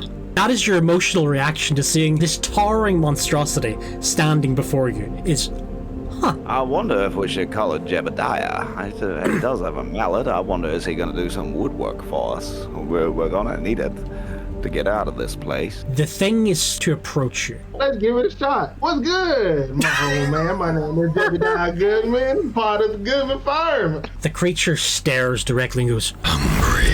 What, are you looking for some steak or sorts? Meat. At this point, I do wonder whether this is approaching with ill intent through my drunken haze, and I consider the question. Take my whip out and I crack it in the direction of the kitchen and say, that away, son. Gus just casually just pats you on the shoulder. Sir, I apologize for interrupting, but I believe we are meat. There's meat in the kitchen, Gus. Does he not understand that? Sir, the abomination to God and science it is currently staring at us like we are steak. Perhaps I should receive your counsel once again and understand that this situation is not as it seems. Perhaps, Gus, you could suggest our most expedient escape. I believe the living room door to our left is the best bet. Oh crap, it's coming, sir. So, what is everyone's dex? It's 55. 55. So, we are introducing combat. That was your initiative order. Adam, you go first. I'm a crack in the eye with my bullwhip. For reference, Adam's only weapon in this game is a bullwhip. I stole it from an archaeologist who thought he would abscond with one of my relics. 1 second, so since Adam has actually rolled for an attack, what did I write with your whip? Did I tell you what you were using skill-wise? No skill, 1d3, base 25, 10 okay, feet. Roll for me and try to get under 25. Oh, we got a 6. You crack it right in the fucking eye. This thing screams in pain and staggers back. It flails its hammer about. It can't see for a couple of seconds. Isaiah, you're a good buddy. I would temper your expectations at this beast. Perhaps we should take this moment of confusion and run. You do say that, but I didn't raise a coward. So, David, you mentioned earlier that I get a revolver, right? Also, Gus is here. Oh yeah, wait for what Gus has. Gus is pretty helpful. Are you wanting to attack? Potentially, because I did put some stats into firearms. What is your base for firearms? Handgun. For handgun, it is 20, and then I added 25 onto the. So your handgun is 45. Yeah. Then roll. 28. Okay, roll for your damage. 5. Yep, you watch a chunk of its shoulder just puff into smoke. And once again, you get to shoot again. Okay. 61. Okay, you miss wildly. By the way, upstairs, you just hear gunfire. The next in initiative, the creature turns with its good eye and aiming at Adam, because it's a bit annoyed. It is getting a disadvantage though, because once again, Adam did catch it in the eye. He misses, but you do notice that it does send the mallet straight through the wall with ease. To the bottom of the order, Gus whips out his personal weapon, which canonically is a sawn-off shotgun, and fires. Auto shotgun, handle the pop. Hits, pause, it fires both at once, it rolls both. Okay, yeah. He hits it square in the chest, it staggers back. But as you see it rise back up, and you notice, yeah, the chest is burnt from the powder, but the pellets are just being pushed back out of the skin. In fact, that chunk of the shoulder it's missing, not missing it anymore. You see the flesh knitting itself back together into a fresh, bloody skin. And you see its eye. It's like a two perfectly working eyes. Boys, I do believe it is time to abscond. Let us make haste. Dude, do you remember when I told you that Paul did not raise a coward? Let's go. I will give you his opportunity. I assume one of you is grabbing Gus, because once again, Gus went after the creature. And where are you running for? Okay, this you have options: either the stairs or back to the living room. Living room it is. Okay, you head back to the living room. I'm going to give you a turn to work out what you're doing. We are now sliding towards the door with great expediency. Oh, but there is a grand piano underneath the dust rag. Okay, I'm going to ask both of you, what is your strength? There are 50 and... 50? Okay, guesses. No, 60. Oh, 60? Oh, yeah, all three of you together. You move that fucker across. I assume are you blocking the door? Or? Yeah. Okay. Obviously, we're running away from the monster. Okay. Yeah. So you've successfully blocked the door with the grand piano. Meanwhile, upstairs, Thrill, you've come to your senses after screaming and running away. You're now standing in the landing. You've heard gunshots and you've heard the noises. Both Graham and Oscar have joined you. Doctor and Tina, what are you two doing? I kind of go over to where Tina's at, and I'm like, why do these things keep happening? Okay, meanwhile, in the attic, Zai, what are you're now calmed yourself a bit? You haven't pulled out any of your hair? So now that I've caught myself a bit, I'm just gonna yell down to the... Oh god, what the hell are their names again? The family? Graham is the son, who you've asked the name of several times now. And Oscar's... Yes, there we go. And Oscar's the lawyer. Go yell down. Graham, I don't suppose your dear father looks like a mummified, horrific, cannibal victim. What the hell? You hear a young man sprinting up the stairs. Perfect. He comes around the corner. Exactly he looks into the room and got a 10, passing his sanity check. Looks at the corpse, then looks at you and punches you in the face. Okay, well, that's not cool. And you realized maybe I shouldn't have just announced that I found a corpse. I would like to punch him back. Why? No, Why? You're banned from punching people. He screams in your face. What the fuck is wrong with you? Well, there's many things, do? but we don't have time to get into that right now. Does that look like your dad or not? Turns around and says, how am I supposed to know? You see, he is visibly, emotionally wrecked. Back down to the upper floor. You have heard gunshots. You've heard this roar. You've heard a crack of the whip and the sound of lots of furniture moving, followed by the scream from upstairs. What the fuck is wrong with you? The PI has gathered themselves, and you're standing with Tina, I'm the doctor, and Oscar the lawyer. Well, welcome to Massachusetts, honey. And then she's gonna pull out a gun. The lawyer takes a lookie and then pulls out his own gun. Yeah, let's fucking go. So what is everyone doing with the information that they have? Sounds of like gunfire and shit were coming from downstairs, so I would want to go downstairs. So the doctor's going downstairs. Who's following him? I think I'd rather. The lawyer with the gun should go first. I think my guy would be more comfortable away from the thing. Well, at this point in time, your character, honestly, yes. With your current new phobia, exactly. Since Lars has volunteered to go first, they're going first, followed by the lawyer. Tina, what's Tina doing? Tina's gonna fucking stop Lars, but like, honey, you don't have a gun. Let the people with the gun go first. Yes, I do. I literally have a gun. Yes, you all have gun. Do you have a gun? Yes. Oh, okay. Everybody has a gun. Except Zai. So on the landing, literally every single individual pulls out a gun. We're all just like... You guys are strapped. Strapping and happening. So Lars, you're heading down the stairs first, followed by the lawyer, followed by Tina. Yeah. And Swirl, are you going to be following with them, or are you going to stay? I think I might stay at like the back. Okay, so the order is Lars, lawyer, Tina, PI. Okay, first and foremost, Lars goes down, looks down, and they see a creature standing in the hallway with hammer in hand, about to bust down a door, but then it just turns, looks directly in the eye, goes, "Mates." Roll your constitution. First and foremost, let me know what I'm good, actually. What is your con? I rolled a 4. Yeah, you see that thing starting to walk towards you? Are you going to continue down the stairs, or are you going to try to back the fuck up? I will definitely inform the party that there's a massive fucking thing downstairs. Can I try to shoot at it now? Yep, you can immediately enter into combat with this thing if you like. I wouldn't recommend it. We're gonna have to fight it at some point. Hey, Kat, roll firearm. First and foremost, what is your firearm skill? 20? You have basic bitch revolver skill. Okay, roll. I got a 24. You missed. Not by much, but you missed. You do get 2 shots per round, so you can take another shot if you like. Hey, I got a 20 exactly. Okay, you take a shot. Now roll damage. I got a 5. Yep, you see literally chunk in its chest explodes out. But then you notice it's kind of not bleeding all that much, and Staying that way. the hole is closing very quickly. This thing is approaching. Everyone just hears the gunshots, including those here in the living room. And what would you like to do? Cry a little. How emasculating would this be? This is the gun that you used to kill the avatar of a god in a single headshot. And you just watch this thing Yeah, we can't win them all, tank okay? it. This thing is now walking towards you at the stairs. What are you going to do? Are you going to warn the people behind you? Oh yeah, I'm keeping light. I'm not turning my back to it, but I kind of look over to them and I'm telling them there's a giant fucking regenerating creature. Oscar takes a look. Wow, the NPCs are doing really well in their sanity checks. Oscar takes one look at it, grabs you by the shoulder, and drags you up the stairs. I don't weigh that much. Yeah, that's why it's easy to drag you up the stairs. Meanwhile, in the attic, young Graham is on his knees weeping at the corpse that may or may not be his father. Zai, what are you doing? Can I try and get him to like hold it together and like, I don't know, look objectively at the situation, man? Like, is there anything here, like old clothing, old jewelry, anything that can give you an inkling? Is this your dad? Is this the accountant? Like, He turns around and looks you dead in the eye and goes, the clothes are moldy. The corpse is defiled. What else should we do with it? He stands and looks you dead in the eye and goes, I can't see anything. I can't see if there's rings. I can't see if there's no notes. There's no nothing. And he stares you dead in the eye and goes, why the fuck did I hire you? that's a great question. Again, to be answered another time.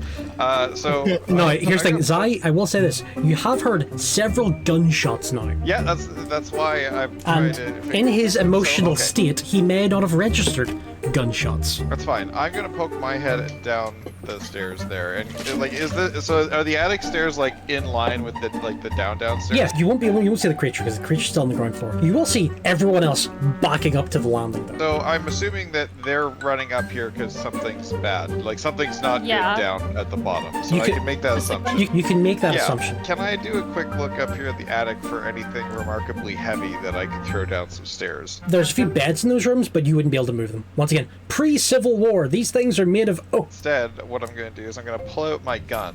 Oh, no, wait, I don't have one of those. I'm going to pull out my camera and stand on the attic stairs and get ready to take my pictures of my friends all dying. As you're dragged back up the stairs by the lawyer, you see Zai literally hunkering down, getting his camera, bringing up to his face, literally waiting to see what's coming. So yeah, what does our writer, our doctor, our private eye do? I don't know. I want to warn it. I want to be like, hey, there's like a giant fuck off thing coming towards us. Maybe like also run? Say this now. You're on the upper floor. You have the option to hide in any of these rooms. I'm going to give you guys a turn each if you wish to try to hide. And you have to tell me where and how you're hiding. Y'all get a turn each?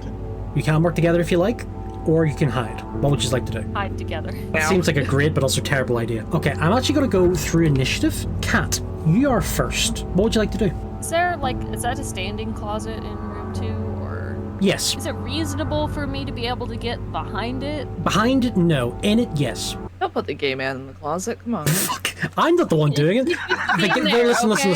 Listen. This queer twink is considering their options. Would I advise them to get back in the closet? So, Kat, what do you want to do? I'll be in the closet. Okay, so you're in the closet in room 2. Swirl, as you're on the same decks. What would you like to do? Yeah, I'll hide under the bed in room 2 so that if I hear it come in, I can at least react if it tries to open the closet. Okay, both of you run in. Kat immediately in the closet, which honestly, emotionally, I don't think that's great for you. Practically, fantastic. Swirl dives onto the fucking bed. Okay. Would I have time to like bar the door? No, not a chance in hell. Cactus, what would you like to do? So the room to the left of the stairs. In there would just be a storeroom, not much in it. Maybe a box. You wouldn't be able to fit behind it or in it. Well, that kind of fucks up my plan. So Cactus, what would you like to do? I guess I'll hide under the bed in room 1. Okay, Cactus goes off by themselves into room 1. Let's have a little roll for the lawyer. He goes into room 3 and he hides under the bed. So y'all It separate, takes an y'all 80 where am hide. I in this order? Oh, actually, that's a fucking fantastic point. You're still on the stairs. What are you doing, buddy? They're all running and hiding. Like, has the creature broke the bottom of the stairs yet? Like, so that I can see something coming up, or no? You have one turn to work out what you're doing. Well, if everybody else is just running and hiding, I'm wondering if the flash will do anything to it. There's no way David lets the photographer be the hero, especially if it's played by Zai. No, that's like a thing to do. Zai, you've got the wrong fucking mindset about this. I let you do dumb shit all the time. Yeah. I just punish you for it. I don't know. As people are running past me, I'm gonna. No one's run past you. They spread out in different Well, directions. they scattered in different directions, but like. No one's I gone look past you. back- You're on the stairs by yourself. Yeah, I know. I'm like, they run past me. I'm just wondering if I could have like fired a question off at somebody. Cat immediately announced there's a fucking monster several times. Then everyone scattered. You've also heard several gunshots. So, what would you like to do? I will stand my ground, and I guess like when it breaks the top of the stairs, I will take the picture, and then I will try to run. Okay, so we're getting into this now. So room 1, Cactus is under the bed. Room 2, Swirl is under the bed. Cat is in the closet. Once again, we really hope you're not there forever. Room 3, Oscar, our lawyer, is under the bed. And Zai is on the stairs, camera pointed directly in front of him. The creature comes around the corner and up the stairs. Zai, you see this thing lumbering up the stairs, mallet in hand. Take my picture. Nope, roll con. This is the first time you've seen this thing. It is terrifying. Oh, shit, that's right. Okay, 35, I'm fine. Okay, you see it, you're a bit freaked out, but you don't panic. Roll photography. 23. Okay, yeah. The flash goes off. It is blinded. It swings its hammer around. You've not gained yourself one extra turn to work out what the fuck to do. I'm gonna run up the stairs and get in the door that was ajar with Buddy, because he's still in there crying over the mummified corpse, right? Mm-hmm. And I'm just gonna say, hey, I don't suppose your father is a crazy beast man with a hammer. The fuck you on about? And is there anything, sorry David, is there anything that him and I can use to barricade ourselves into that room? In that room, there is a toolbox. I'm going to give you one turn to hammer that door shut. At this point in time, the creature has 5 options. It can go back downstairs. It can go to room 1, room 2, room 3, or it can go upstairs. It hunts through the house, opening a door into a room. It smells fresh meat. It goes to the bed, and with one hand throws it across the room, seeing who is under, and raises its hammer. You hear the dull thud echo through the house. You hear the sound of hammering as this creature, in a berserk rage, beats this man to death. And I've got to ask the party, did everyone like the lawyer? I'm going to have everyone a turn, everyone who's in the attic, everyone who's downstairs, everyone who's on this floor, what they would like to do. Like, we're trapped in the house, for clarification. Oh yeah, you're snowed in. The avalanche has sealed every exit. Currently, the only part of the house you haven't explored is the basement where the thing came from. Okay, I have something that I would like to do. How close is the living room to the actual stairs? You will need my help with whatever you plan to do because we put that piano there. Yes, you did. Isaiah, Adam, and Gus agree they can move the piano quite easily. So, you would need to go through that door, and then you're in the hall. The stairs are there at the top there. The thing I was gonna ask is, would we be able to see or hear the creature leave? You Like, are we just can currently feel the roof above you bumping with this thing beating him to death. You assume that's it killing someone. okay? So then I turn to the dude and I look at him and I'm just like, so I have I say now I have a thought. What might that be, my dear good lawyer friend? So potentially, where the hell did that creature come from? Well, sir, like you see Gus has pop his head up while he's now reloading his shotgun. I believe it came from the basement, sir. It was the direction it was coming from. That thing's gone. There's a potential that whatever the hell is at the bottom of that basement might be open. So we have two things to consider here. We can't get out the front door, which means the liquor in the car right now is inaccessible. Gus does interrupt saying, sir, I did manage to save your gin, but I forgot the tonic. I apologize. It's fine. We'll manage with gin alone. On the For other my hand, gin, we may as well. Perhaps we take a sneaky approach to this. Do you think you can move that piano quietly, all 3 of us?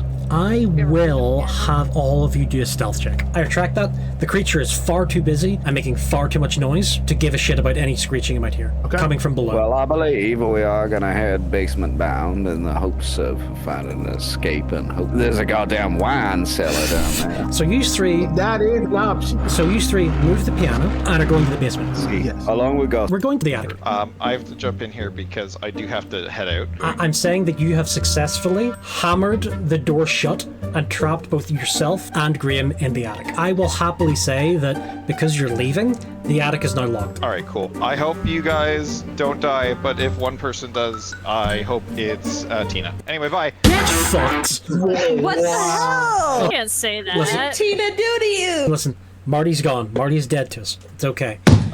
Bye, guys. Have a good one. You're a dick. So, we have the lawyer currently being beaten to death. What is everyone doing while the creature is distracted? If I may, while the creature is thoroughly distracted, Tina would like to run back downstairs. I would also attempt to do so, because, like, holy shit. I imagine I could probably imply that he just picked up a heavy-ass piece of furniture, blood splatters, and I'm like, yeah. I don't want that to be me. So I'm gonna, like, try to get the fuck out of there. Swirl? I'm gonna follow Tina. I'm not staying Fair in enough. here by myself. All three of you basically have one brain cell at this point, and you all get together and you Scooby-Doo it down those stairs. In doing so, you run into all the lads on the ground floor. Literally, they are passing the stairs as all three of you are coming down. Well, hello. Boys and girls, I do believe it's time to abscond. Let us see what awaits below. Do you have the kerosene with you? I left it behind. There's more in the kitchen should we need some. Do this for all parties. Most of you have battery-powered torches. In the meantime, let us run and investigate this unholy basement. Are all of you going down? I want to grab the kerosene and get a lighter from Gus first, and then I'll go with them. Do we have any alcohol with which we could make Molotovs? Adam, because I know you're going to know the answer to this, how flammable is gin? Conceivably that flammable. You do get overproof gin. Okay, well, let's just assume this is overproof gin. The bourbon I'm drinking at the minute is rather fucking flammable. Okay, so you're going downstairs. I assume, Swirl, have you asked politely for the bottle of gin to make a Molotov? Yeah.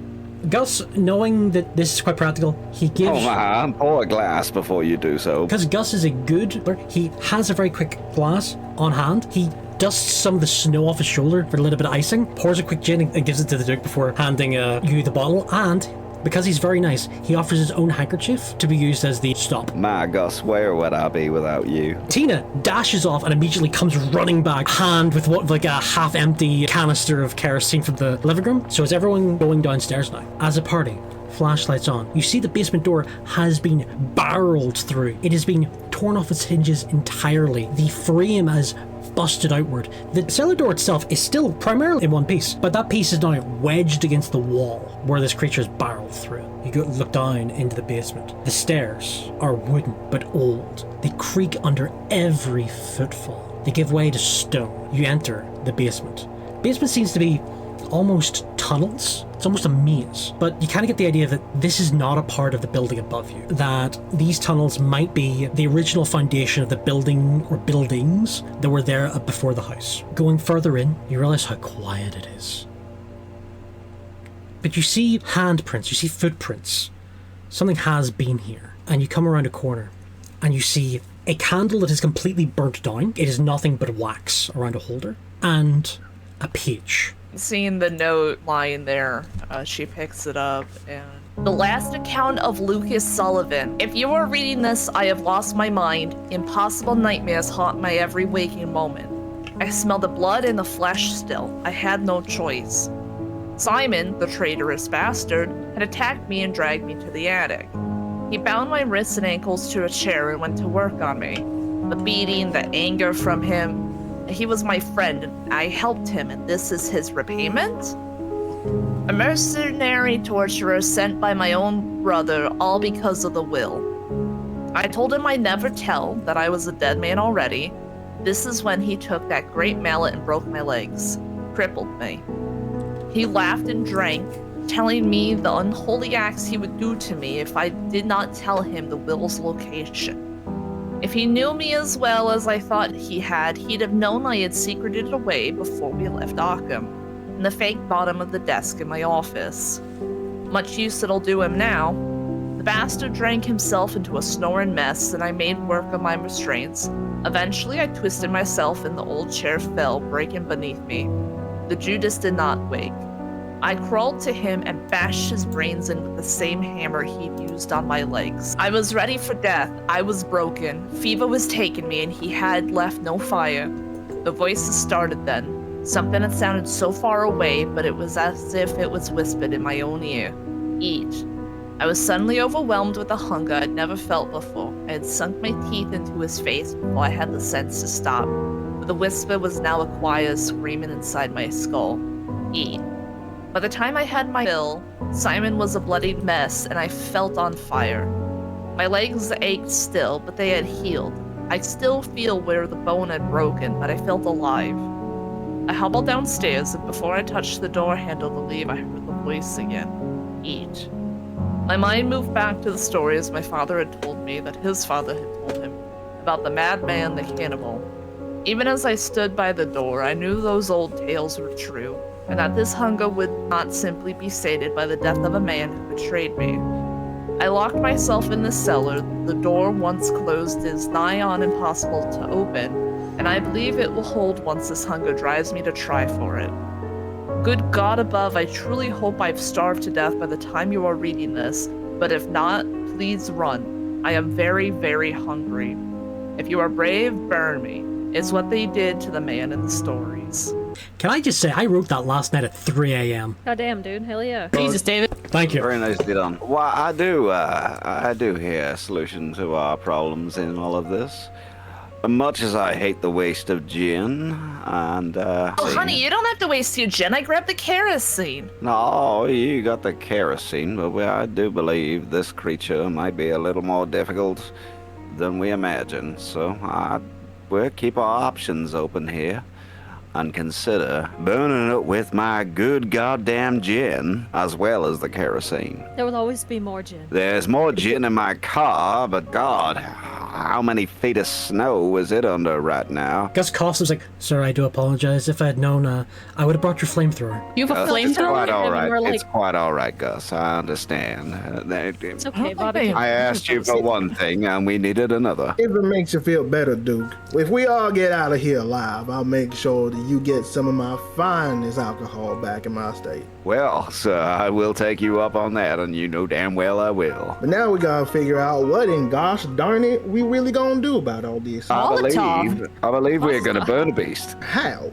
Are we just burning the whole place down? You're trapped inside. You look around, my fine folks. The best place that we might possibly do this is, in fact, here. We're surrounded by stone, concrete and stone. We might actually not burn the building that we are currently trapped upon down. However, I do question how exactly, now that this beast is coming for us and we know this, how exactly do we lure it into a trap that will suit our particular needs? The thing I wanted to know, David, is that you said it's a long and twisting tunnel. Do any of them go anywhere else, or is it just sort of like a cellar situation? You would need more time to search. My plan of attack here, if I may suggest, is those nice wooden stairs probably make for some very good starting tinder, and we just let the whole house burn down. As the keeper, both the photographer and the person who hired you to be here are currently trapped in the attic. Oh, that's right. Zai is up in. Oh. I don't care about Zai. no. I care Graham. about Graham. Yeah, Graham is in the That'd be attic. quite fine, assuming that we burn the beast just in the concrete and stone. However, I do have a question for you. Does anybody have a keen ear? Can they hear air moving around them? Do they perhaps feel a slight breeze? Could everyone listen? And listen is something you roll for. If you don't have it, it's base 20. Those who do hear, the stone and the soil above and below, it all kind of does dampen sound. But what you do hear is meat. Great. As from the darkness, you just hear that coming from where you came. And you hear the soft pad of feet walking towards you I don't in the have much darkness. of a choice. He's already down here with us. Well, I do believe, folks, it is time to consider going in the opposite direction from the noises which henceforth came. You head a bit further in. There is a larger opening, basically a larger room. The ceiling goes quite high. You almost think it might have been a church at one point that has been buried underneath. You see old wooden pews that are almost disintegrating. You're now in a wider space. I would say everyone's got a turn to work out what they're doing before Lucas catches up. Let's start with the top of initiative, which is actually Isaiah. Isaiah, what would you like to do, buddy? What would you prepare yourself to do? Oh my god, I don't even know. I guess I pull back out my gun. I mean, I don't know. What You put it away? You put it away. Okay, Isaiah's got his gun. He's ready to go. Next is Cat and Swirl. Last time I let Cat go first, so this time I let Swirl go first. What would you like to do? Yeah. So do I have the Molotov? Yes, you do. I am so glad that was the right call. It's at least range fire, and it will help. Yeah. I think I have a plan for us. May have a notion as to how we can improve the situation. I will fall upon a certain sword. We are in a big room. That beast is a-coming. Now, with some misdirecting theater... Oh no. Theater? No, he's got that. One of you hiding in the corner. Is either you particularly capable of sneaking around? We could lure the beast into this room.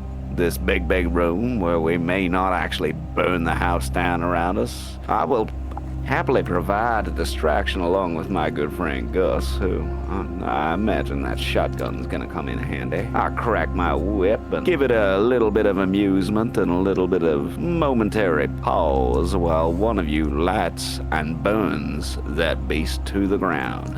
You can. Yeah, okay. Yeah.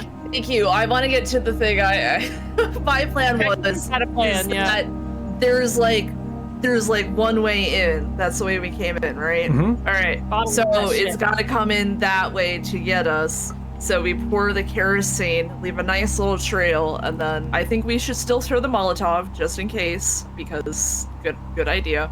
And then we also, as backup, have the kerosene leading up to us, so that way we can easily just drop one of the lighters into it. So Adam distract everyone else, sets it on fire. So what Tina's gonna do is, at the entrance, she's gonna make a big puddle of kerosene. Mm-hmm. So that way the moment that the monster comes in, can throw a Molotov at it, and then she will also have a very thin trail leading away from it, so that way it can also be lit remotely. Okay. In the case that my distraction efforts do fail. So in which case, is everyone on that plan? And if so, where are you wanting to hide? That's Cat and Swirl. Because Adam's literally standing in front of a cross ready to put on a show with Gus. He's naked literally for sitting some here reason. cracking my We're not butt. sure when I guess I'll Absolutely help out. masturbating while I do this. Please no, 'cause I will accept you naked. I'm not letting you masturbate during this game. I guess I'll help out with the distraction too. Hopefully, just doing something with the gun. So I'm imagining Adam naked with a bullwhip. Gus at one side. No, my dear fellow friend, I do believe in this regard. We depart slightly from I do enjoy drinking with you, but I suggest that you step away from me and provide Step a away, drinking secondary all day. distraction in the off chance. Oh, that's what I meant. Tina is at one side. The puddle is already laid. Adam is in the middle of the room. Gus will be off to his left. Isaiah is off to his right. Where are Cat and Swirl? I would try to hide on Tina's side. Okay, so you're Tina. Swirl, where are you with the Molotov? I think, if it would be more in character, then I would probably hand the Molotov to someone. I don't have throwing skill as well. I cannot believe that the fucking writer has a better throwing than anybody else. You're used to throwing your failed manuscripts away. Cactus has the Molotov. Swirl, what would you like to be? By the rest of the people with guns. Okay, everyone is in position, and everyone waits. From the darkness, Adam, first he sees the eyes, then he sees the rest of it slowly coming. It is drenched in blood and gore. It is dripping from its hammer. You're seeing what is left of the good lawyer. It enters. It is a step from the puddle and it is... My, what an ugly beast you are. It is staring at you, and Adam, you know exactly what I'm going to make you roll. Yeah, I know. Roll motherfucking performance right now. Oh my god. I hope your performance is 24. good. I got a 40. We are good. Oh god, not again. Basic. Tell me what you're doing. Tell me how you're bringing it in. Crack my whip at you, you dirty beast. What are you doing? Now, I believe you have come to my party poorly attired. Filthy as you are.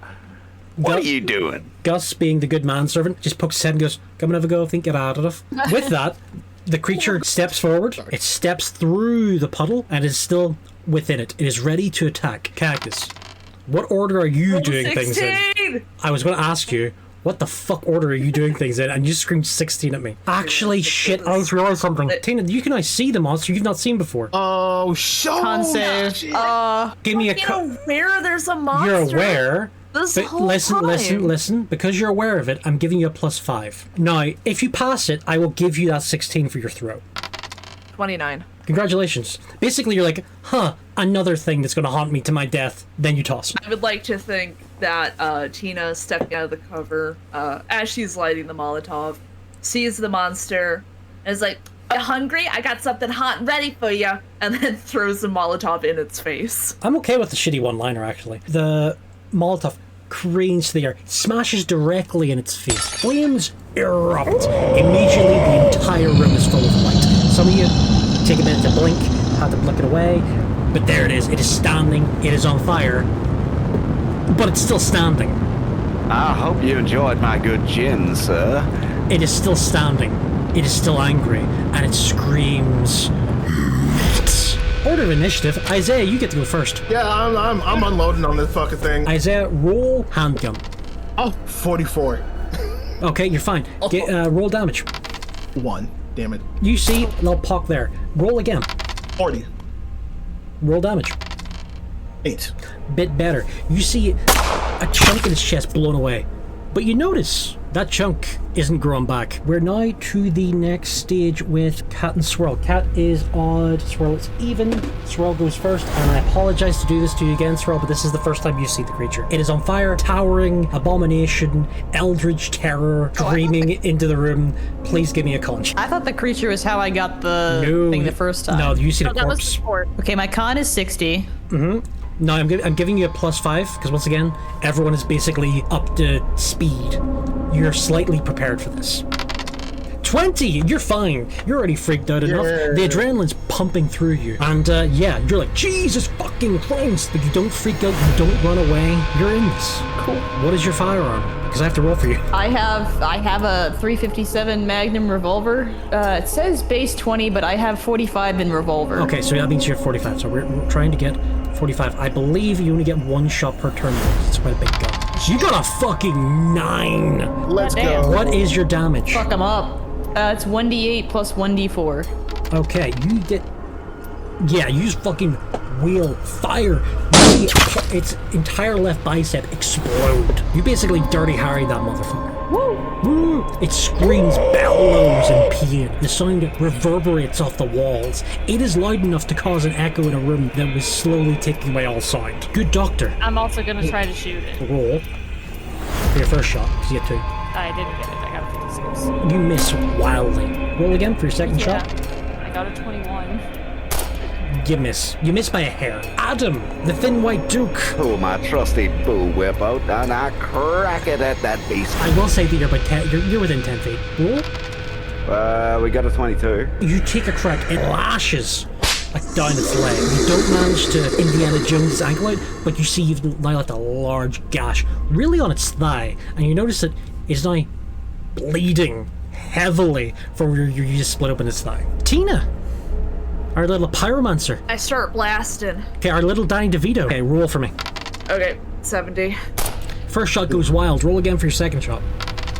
Hey, that's an 11. Woo! Roll damage. 10. You crack it in the side of its stomach, and you watch the exit wound just splatter across a wall. It is starting to stagger, but it's its go. It raises its hammer, and it goes for the mad bastard with the whip. It lunges, takes a swing. Adam, you're going to dodge for me. how we doing? 1, 2...